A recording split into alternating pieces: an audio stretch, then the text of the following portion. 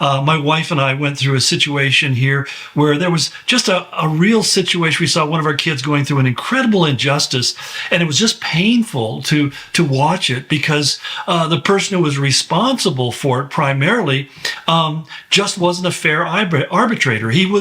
He's a corrupt individual. And we just started praying. My first prayers was, God, strike him dead, or pretty close to that.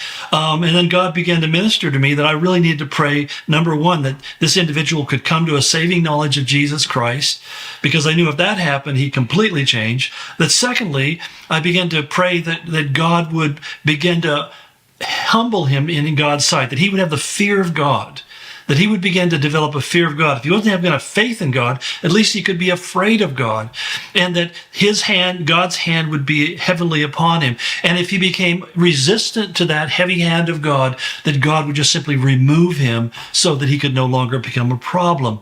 And it was amazing because my son calls one day and says, "You won't believe, this person has been removed from their position of authority." And we just sat there and praised God. We said, we have been praying this for months and almost a year, and it was just amazing to see how God did something that in my mind seemed basically impossible. I couldn't see how this could change. And yet, at the end of the day, it was the fact that we were willing to humble ourselves and say, "God, would you do this?" Because we have no power to change this. And believe me, I have to admit, in my brain, I'm machinating all these ways in which I'm going to get this affected. And I realized that only by praying can we change it.